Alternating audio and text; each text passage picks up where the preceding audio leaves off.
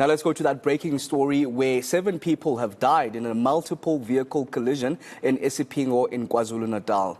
Emer-G-Med confirms that a truck, a minibus taxi and several light motor vehicles were involved. Now let's get more from the rescue services, Kyle van Reenen. Kyle, thank you for joining us at eNCA. Please give us the update on the death toll and the injuries. Good evening to the team. Good evening to the viewers.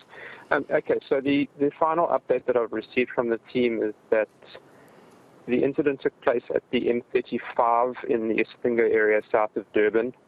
At this stage, we can confirm that it was involving 2 minibus taxis, 1 heavy motor vehicle being a truck, and 1 light motor vehicle. The initial reports from the scene indicate that, or suggest, that the brakes failed on the truck, and the truck then collided into 2 minibus taxis and a light motor vehicle. 7 occupants from the 2 taxis were pronounced deceased on arrival of paramedics. The latest report that I received from the teams on the ground is that the truck driver is still in the vehicle. He's still entrapped in the wreckage of the truck.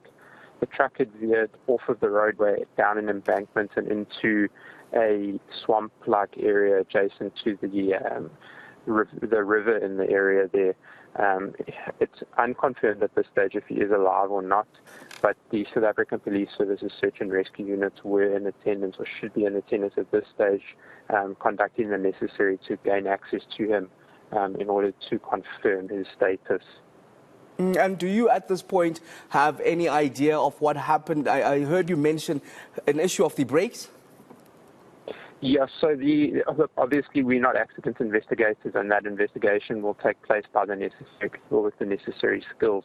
But the suggestion that has been given is that the brakes of the truck failed approaching the robot intersection, which obviously caused him to fail to stop, and he collided into 2 minibus taxis and 1 light motor vehicle. And I mean, it's 1 truck too many, 1 accident involving trucks that are, of course, too many. My colleague Des and Tatia are actually making a special around this very issue, and we're headed to the festive season now. Maybe advice on what needs to be done on this issue. Look, it's the second fatal truck accident that we've attended in the last probably 48 hours or so. And we attended one on the November 2 northbound just before KwaMashu on Friday morning as well, where a truck carrying logs also lost control and drove over a broken down vehicle, killing the mechanic and injuring, I think the total there was, it was 5 people that were injured with moderate injuries, and 1 was left in a critical condition there as well. And obviously nationally we're aware of everything else that's going on in terms of the carnage on our roads. Look, it's not our place to say what needs to be done, but obviously the authorities need to step in and start doing the necessary vehicle checkpoints and roadblocks, and obviously doing investigations into these trucks. One of the incidents that has been reported now that I can just add to this Isipingo thing is, after the accident, the load on the truck was looted as well, so that also added to the chaos that was on scene there for emergency services. Kyle, no, thank you very much for your time.